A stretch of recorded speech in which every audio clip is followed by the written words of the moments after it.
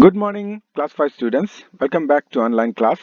Well, I'm your moral value teacher and I'm welcoming you on third terminal online class. Okay, so open your moral value book, page number 54, chapter number 9, the surprise gift. So, through this chapter, we will learn that anger is a negative impulse. It often brings unhappiness to the person himself as well as to the people around him.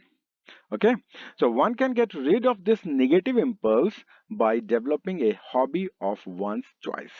Okay, so good morning class 5 students, मैं आप सभी का स्वागत करता हूं third terminal online class में. ठीक है.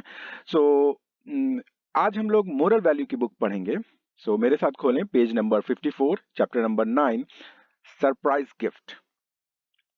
सो इस चैप्टर में हम लोग सीखेंगे कि जो गुस्सा है वो एक नकारात्मक ऊर्जा है. और ये जो गुस्सा है, ये जो टेंशन है, ये हमें हमारे जीवन में दुख को लाता है. हम्म और ये हमारे आसपास के लोगों को और साथ ही साथ हमको भी दुखी करता है. और हम लोग इस नेगेटिव इम्पल्स से, इस नकारात्मक ऊर्जा से निकल सकते हैं अगर हम कोई एक अच्छी हॉबी चूज कर लें. मतलब कोई एक अच्छा काम हम करें. हम्म तो हम इस नकारात्मक ऊर्जा से निकल सकते हैं. ठीक है. सो चलिए स्टूडेंट्स, आज की वीडियो क्लास शुरू करते हैं इन्हीं सब चीजों को सीखने के लिए. ओके. सो पिछले वीडियो क्लास में हम लोगों ने आधी स्टोरी हम लोगों ने फिनिश की थी, राइट. सो आज की वीडियो क्लास में हम लोग उसके आगे से देखेंगे. ओके. सो चलिए शुरू करते हैं आज की video class.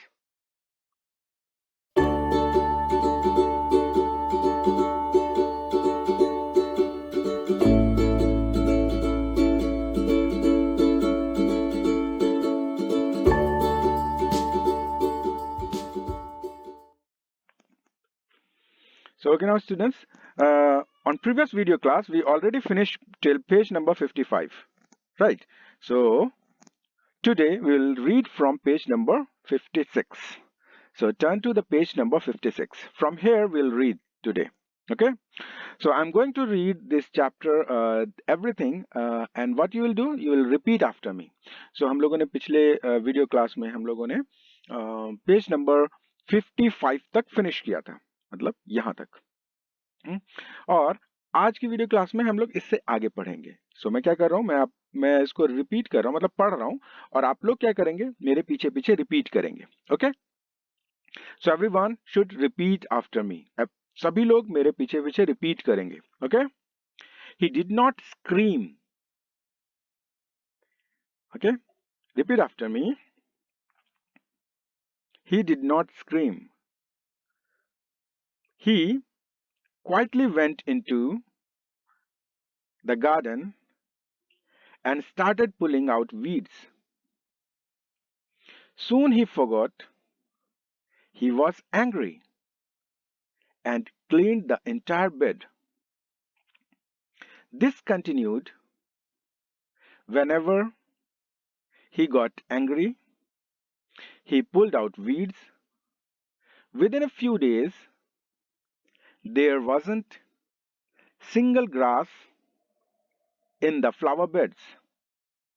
Now that there is nothing to clean, why don't you till the soil? Said father.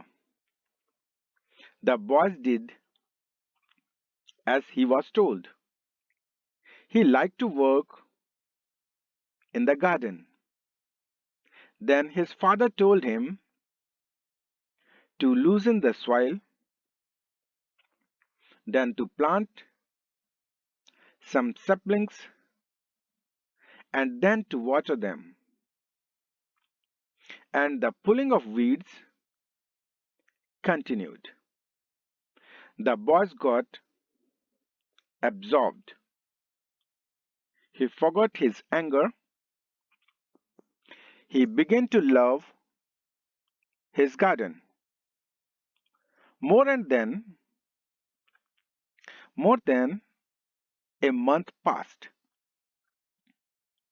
One day, he suddenly remembered his gift. What about my gift, father? He asked. Father took him in the garden.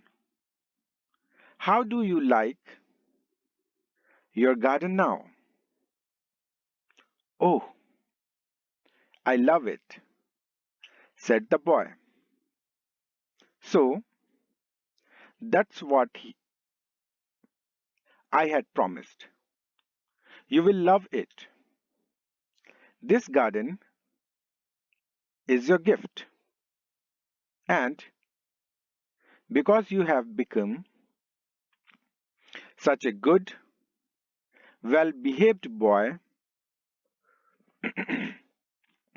and you don't shout and throw things around, I shall buy you your page पलटेंगे turn to next page, page number 57, favorite bicycle and your cricket kit.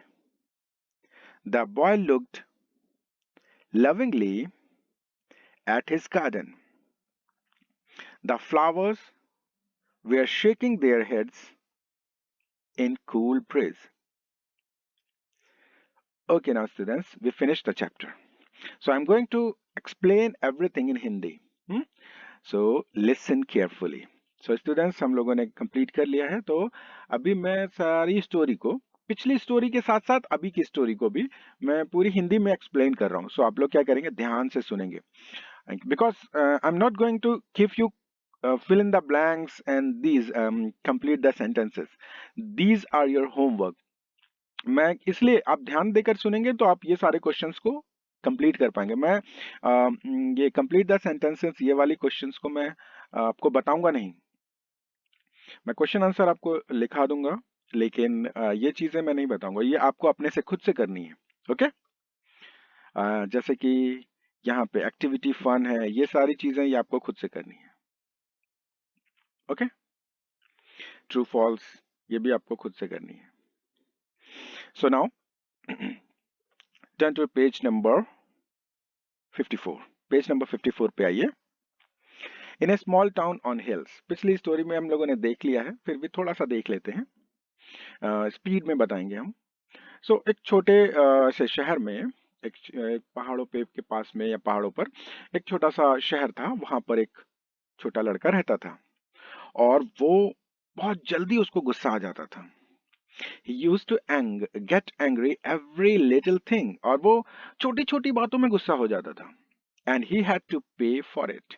और अगर वो गुस्सा होता था तो उससे उसको नुकसान होता था. He himself was at a loss. और वो खुद उस नुकसान से उस गुस्से की वजह से नुकसान में था. क्या नुकसान होता था उसको? He got angry, he threw things around, he spoke roughly, pulled his hair, and even banged his head here and there. और वो गुस्सा क्या होता था? गुस्सा होता था तो क्या करता था?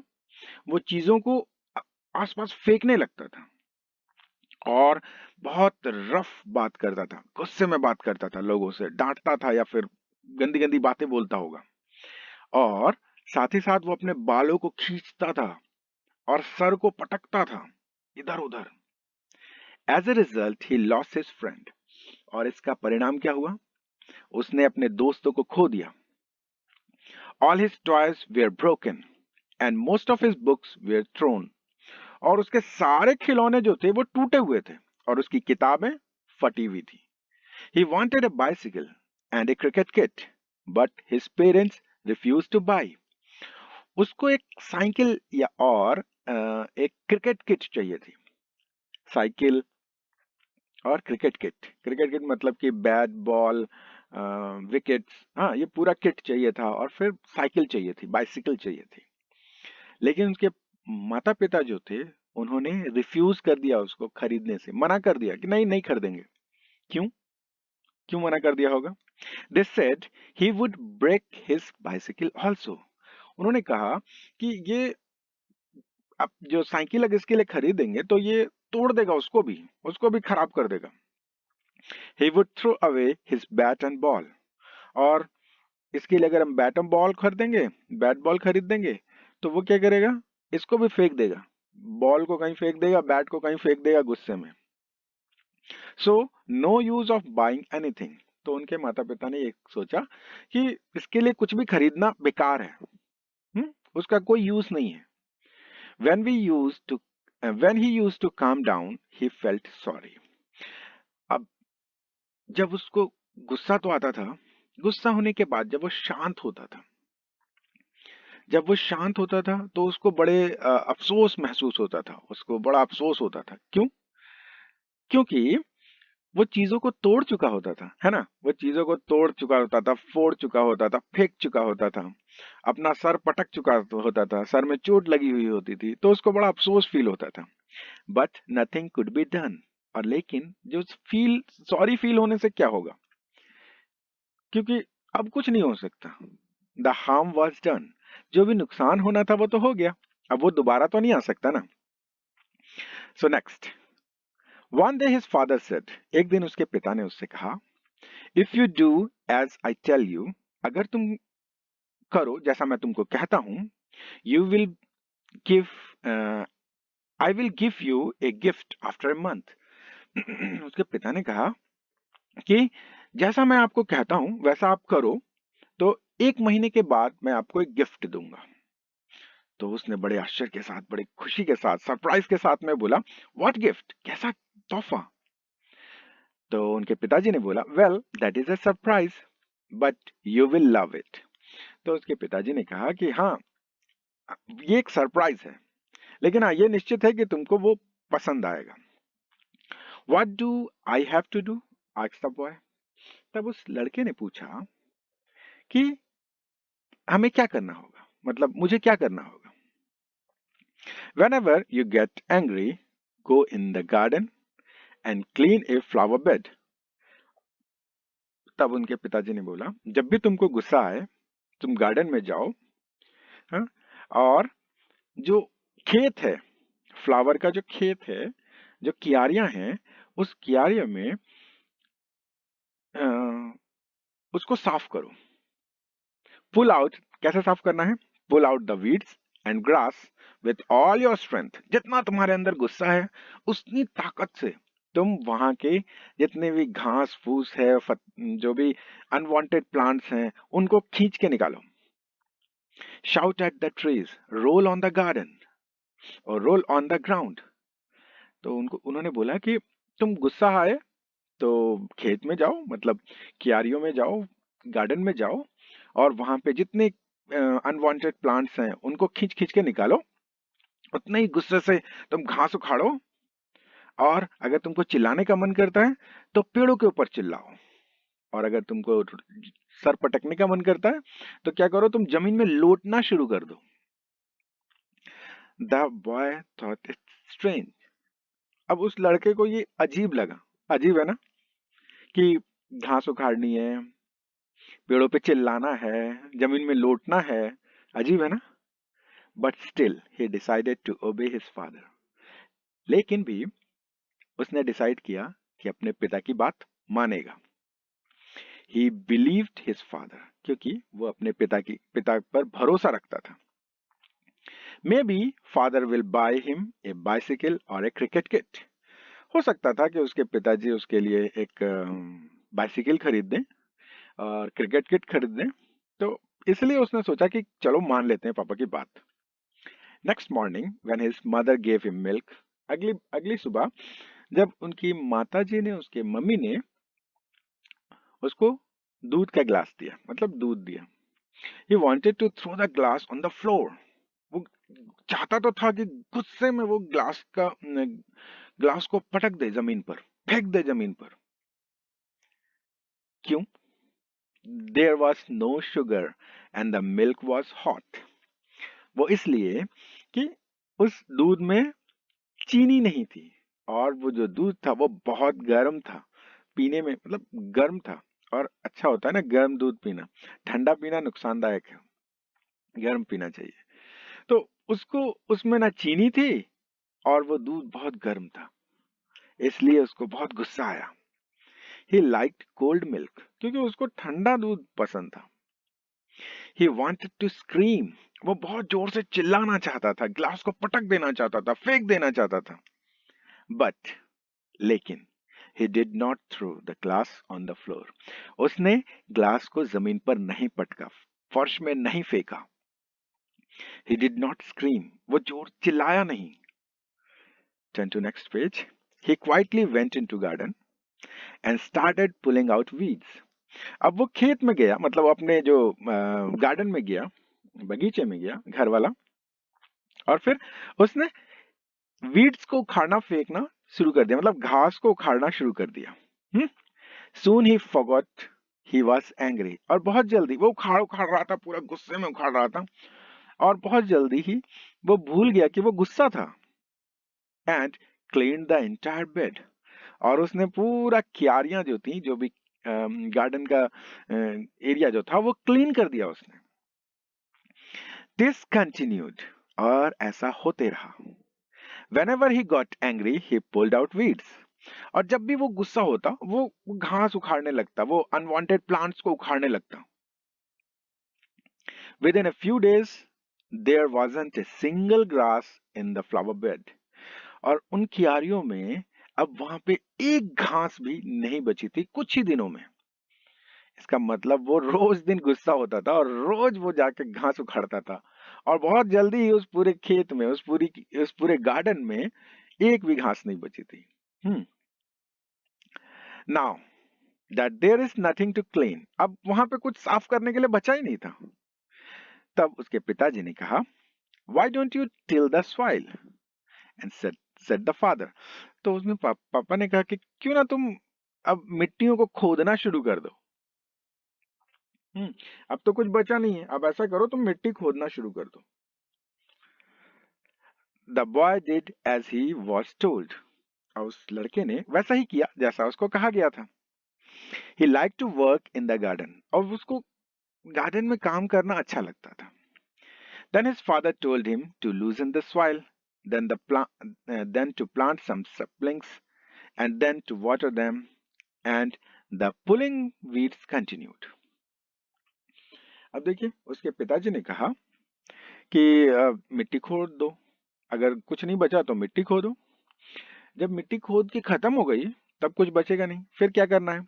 तब उसके पापा जी ने कहा कि एक काम करो, अब जो मिट्टी तुमने खोदी है उसको लूज करो, मतलब हल्के हल्के से कोड़ो ताकि वो लूज हो जाए. उसके बाद अब जब वो सारा लूज हो गया तो फिर उनके पिताजी ने कहा कि कुछ सेपलिंग्स लगा लो. मतलब कुछ बीज लगा दो शायद, या छोटे पौधे वहां पे लगा दो. हाँ, जब छोटे पौधे पूरे खेत में लग गए, पूरे गार्डन में लग गए, अब कुछ जगह नहीं बची, तब उन्होंने कहा कि चलो अब कुछ नहीं बचा तो एक काम करो, जब जब भी गुस्सा आए तो पानी डालना सबके ऊपर. तो उन्होंने पानी डालना शुरू किया.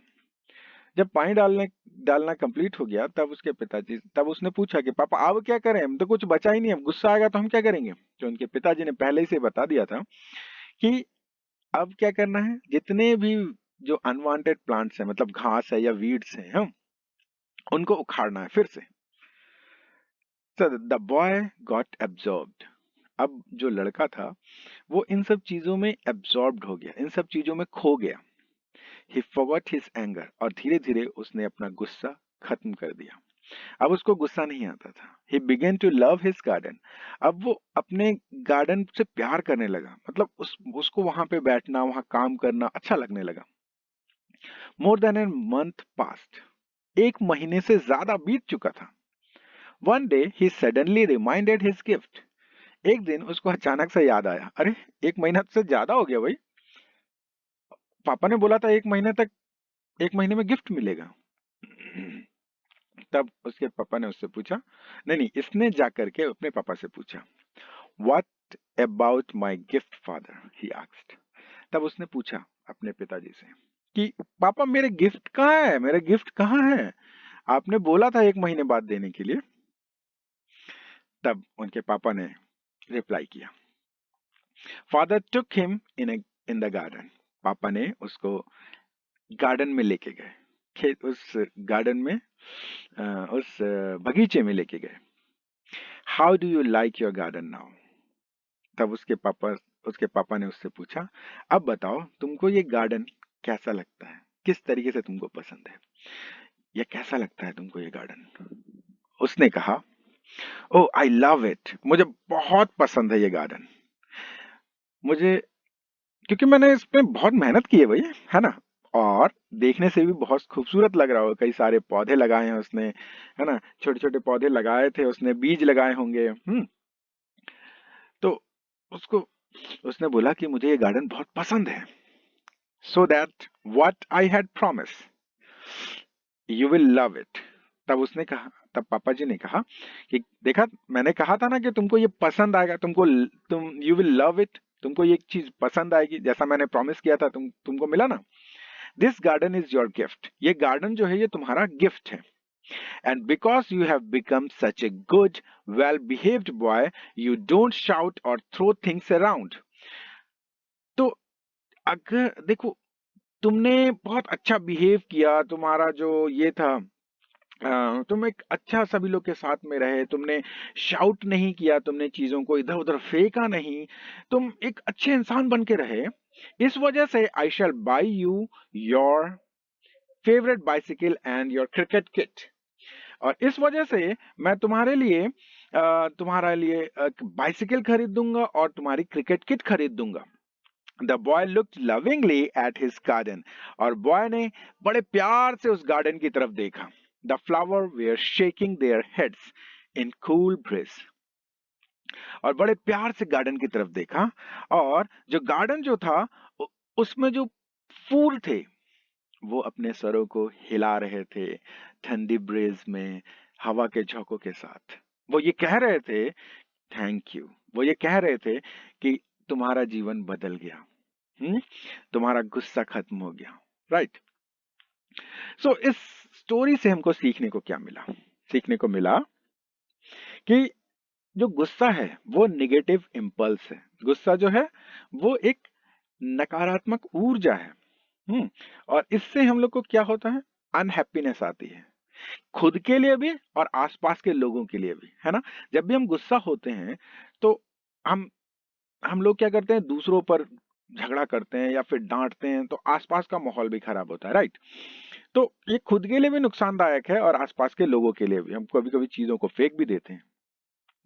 सो हम इस गुस्से से निकल सकते हैं। ये गुस्सा जो है हमारा, एक हमारे अंदर में जो गुस्सा है, इससे हम निकल सकते हैं। इसके बहुत सारे तरीके हैं।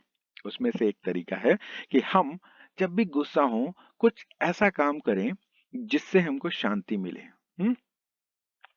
जैसे यहाँ पर क्या हुआ, गुस्से से उसने क्या किया, खेत में काम करना शुरू कर दिया, गार्डन में काम करना शुरू कर दिया, और इस तरीके से पूरा खेत, पूरा जो गार्डन है वो खूबसूरत फूलों से भर गया। तो ऐसे ही हम भी, अगर हमको गुस्सा आता है तो हम क्या करेंगे? ड्राइंग कर सकते हैं, या फिर कुछ एक्सरसाइज कर सकते हैं, या फिर बहुत बेसिक जो है वो इसमें सिखाया जाता है, फिजिकल एजुकेशंस में सिखाया जाता है कि जब हमें गुस्सा आए तो हमको लंबी सांस लेनी है एंड 10 टाइम काउंट करना है, 10 तक गिनती गिनना है। कुछ भी बोलने से पहले, कुछ भी करने से पहले, अगर गुस्सा आता है एकदम शांत हो जाइए, लंबी सांस लीजिए और 10 तक गिनती गिनिए, 1 2 3 4 5, ऐसे करते हुए 10 तक। और ये श्योर होगा कि 10 तक गिनती गिनने के बाद आपका गुस्सा कम हो जाएगा या फिर खत्म हो जाएगा। और उसके बाद एकदम पोलाइटली जो भी चीजों का जवाब देना है वो जवाब दें, सिंपल वे में, ठीक है। So now this is for all today students, so keep learning. I hope you love this story. मुझे लगता है कि आपको ये स्टोरी पसंद आई होगी। यहाँ पे नॉलेज है, नॉलेज नुक, हैप्पी एंड सैड फेस। देखिए dear children, along with physical health and mental health we also need have emotional health। जैसे स्टूडेंट्स देखिए, हम लोग को जिस तरीके से शारीरिक स्वास्थ्य की जरूरत है या फिर मेंटल स्वास्थ्य की जरूरत है, मतलब मानसिक स्वास्थ्य की जरूरत है, उसी तरीके से हमें इमोशनल स्वास्थ्य की भी जरूरत है। हमारे भावनात्मक स्वास्थ्य की भी जरूरत है। The emotionally healthy person can control his emotion and keep the surrounding cheerful and stress free. और जो इमोशनली हेल्थी पर्सन होते हैं वो अपने आसपास के माहौल को वो खुद तो खुश होते ही होते हैं, अपने इमोशंस को कंट्रोल कर पाते हैं और खुश तो होते ही होते हैं, साथ ही साथ हम आसपास के माहौल को भी चेयरफुल और स्ट्रेस फ्री बना देते हैं, मतलब खुशनुमा बना देते हैं. On the other hand, the person who is not strong emotionally, on the other hand, the person who is not strong emotionally create tension and problem all around. और दूसरे तरीके से दूसरे में देखिए कि वो जो इमोशनली स्ट्रांग नहीं होते हैं वो लोग क्या करते हैं, टेंशन पैदा करते हैं, दूसरों के लिए प्रॉब्लम्स पैदा कर देते हैं. Being sad, happy, sad or happy is nature. गुस्सा होना या दुखी होना या फिर खुश होना, ये सब चीज नेचुरल एक्सप्रेशन है, मतलब ये नेचर है, ये हम लोग का ये हमारे अंदर है. But the expression of happiness और sadness should be according to the situation.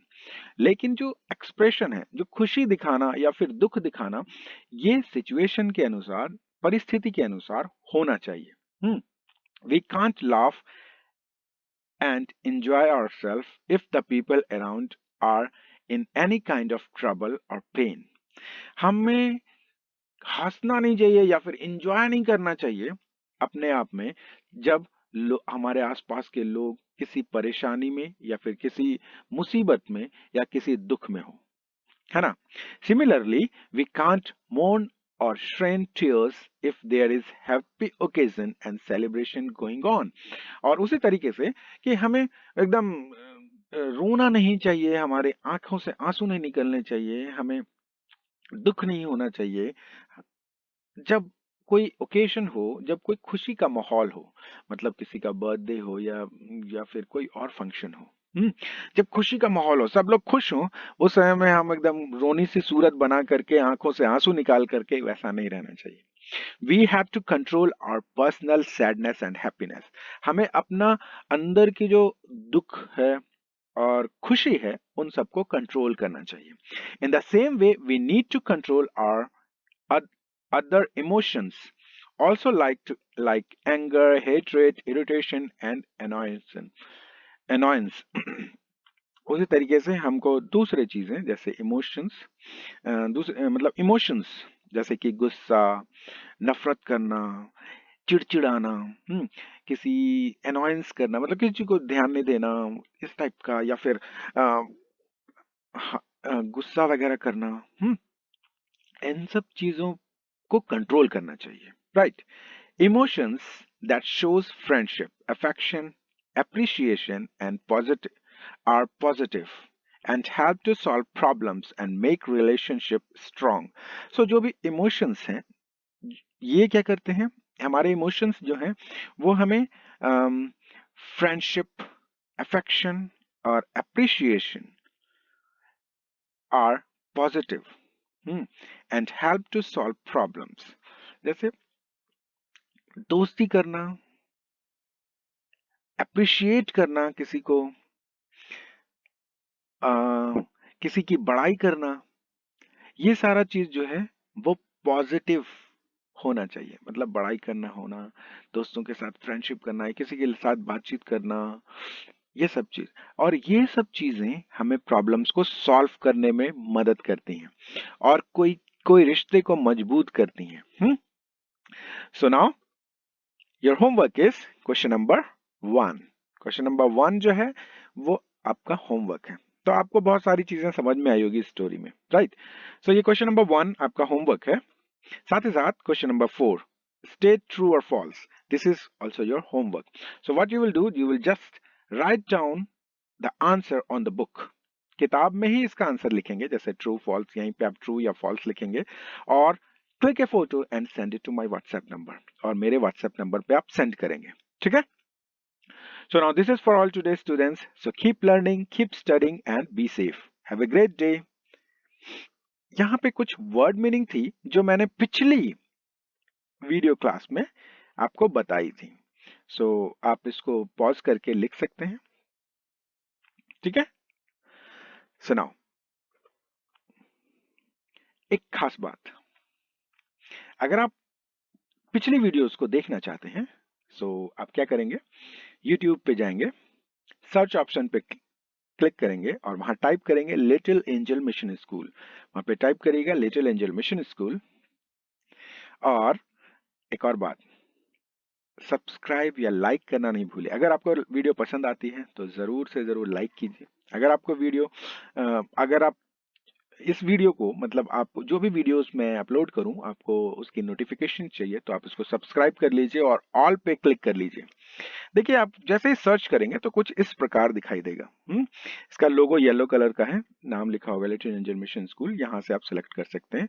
Playlist पे जाइए, जैसे यहाँ पे प्लेलिस्ट है, प्लेलिस्ट पे जाइए। उसके बाद आप अपनी क्लास में जाएंगे, अपने सब्जेक्ट पे जाएंगे और फिर जो भी वीडियो आप देखना चाहते हैं आप वहां पे देख सकते हैं। सो ठीक है। So now thank you for watching, have a great day.